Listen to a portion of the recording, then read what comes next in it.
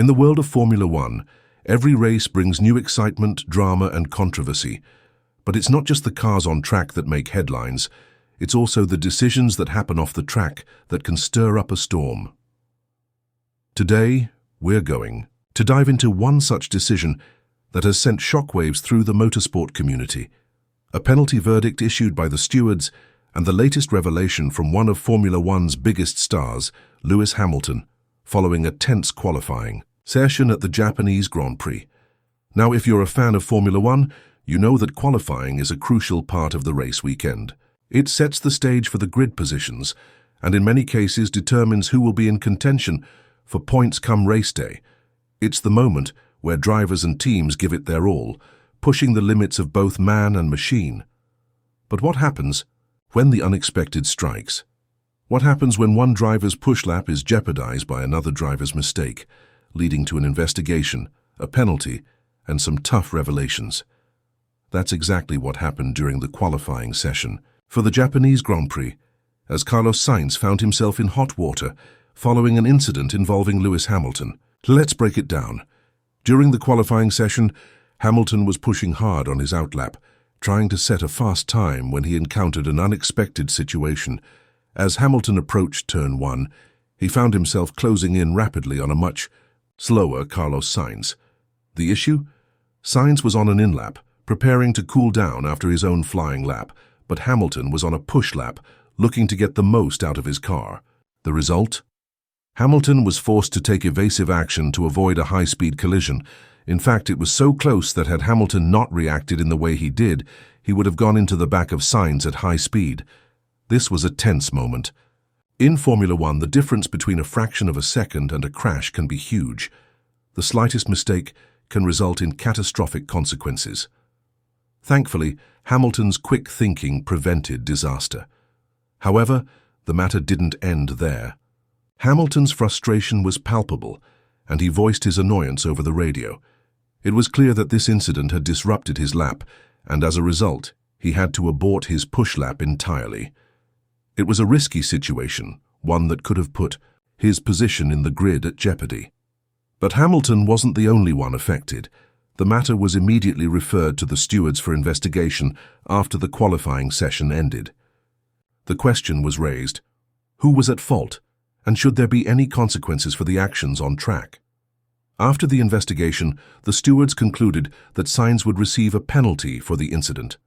Carlos Sainz was handed a 3-place grid drop for the Japanese Grand Prix, meaning he would start from 15th position instead of his originally qualified 12th. The stewards explained their reasoning in a document, noting that while Sainz himself claimed he was caught by surprise and did not receive any warnings from his team about Hamilton's approaching car, the team had plenty of time to notify Sainz. More than 8 seconds had passed between when it became clear that Hamilton was not going into the pits and when Sainz could have taken appropriate action to avoid impeding Hamilton's lap. Essentially, the stewards found that both Sainz and his team had ample opportunity to avoid the incident, but failed to do so. Now, I know some of you might be thinking, was this penalty justified? And honestly, looking at the facts, I'd say it's completely fair. Sainz was going too slowly at a crucial moment during qualifying, and Hamilton had to take drastic action to avoid what could have been a disastrous collision. When you think about it, Hamilton could have easily been eliminated from qualifying or forced to start further down the grid. So, a 3-place penalty for Sainz seems like a reasonable decision given the circumstances. But let's not forget, qualifying is only one part of the weekend, and while the penalty was significant, it wasn't the only challenge Hamilton faced that day. In fact, Hamilton's own performance during qualifying wasn't exactly stellar. He ended up qualifying in P8, which was far from what he and the team had hoped for. And it wasn't just him. His teammate, Charles Leclerc, also struggled, managing to only qualify in P4. So what was going on? Why did both drivers seem to struggle during qualifying in Japan? Hamilton later revealed that the Ferrari team had been facing some issues with their car setup, especially when it came to their performance in the first sector of the lap. While they made up some time in sectors 2 and 3, the car's overall pace just didn't seem to be there, particularly in the first sector. This struggle was something that both Hamilton and Leclerc had experienced throughout the session. The two Ferrari drivers were losing valuable time in that first sector, which put them at a disadvantage compared to their competitors. Now, here's where things get interesting. Hamilton confirmed that Ferrari's struggles in qualifying were, in part, due to changes made to their car's setup following the disqualification of his car after the previous race in China.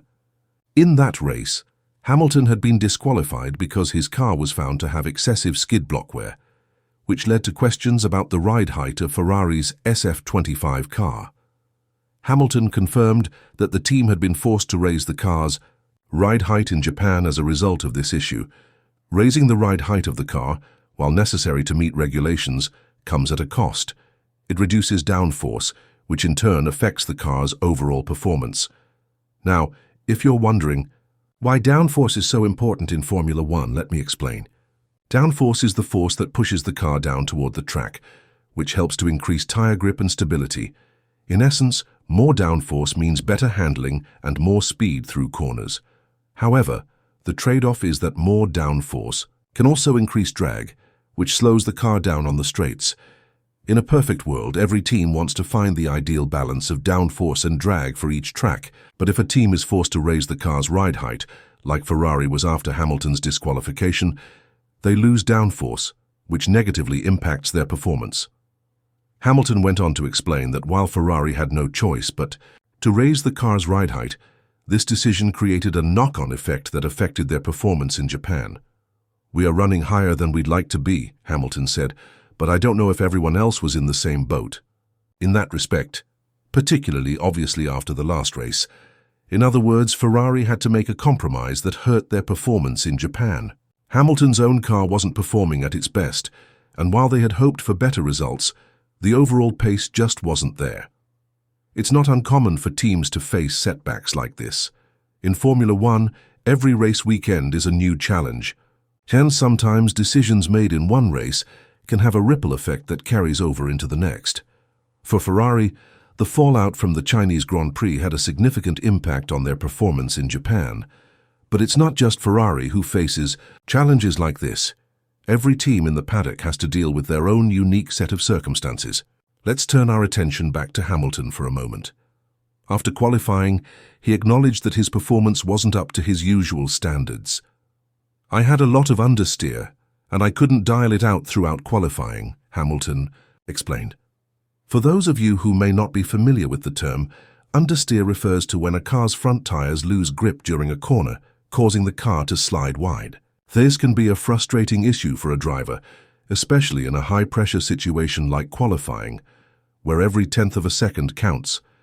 Hamilton admitted that he wasn't happy with his performance, saying, "P8 is not great. I was happy to get into Q3, but I just didn't get great laps in Q3.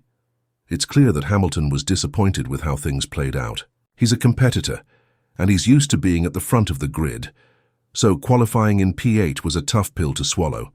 However, he also acknowledged the tight competition in Formula One, saying, "It's a really tight battle out there with everyone." Despite the frustration and disappointment, Hamilton remained optimistic about the future. He's been in these kinds of situations before, and he knows that Formula One can be unpredictable. The team will go back to the drawing board, analyze what went wrong, and come back stronger for the next race. That's the mentality that has made Hamilton one of the greatest drivers in the history of the sport. So, what's next for Hamilton and the Ferrari team? The road to recovery won't be easy, but with their experience and determination, both teams will work tirelessly to improve their performance. As for the rest of the season, we can expect more battles, more penalties, and more drama. That's the beauty of Formula One. Anything can happen, and every race weekend brings something new. In conclusion, the Japanese Grand Prix qualifying session was a dramatic one, with a penalty handed down to Carlos Sainz, a disappointing result for Hamilton, and some revealing insights into the challenges Ferrari faced in Japan. But as always, in Formula One, the story doesn't end here. There's still plenty more racing to come, and we can't wait to see how the rest of the season unfolds. Thank you for joining me today. If you enjoyed this video, don't forget to like and subscribe for more updates on all things Formula One. Until next time, take care and keep following the race.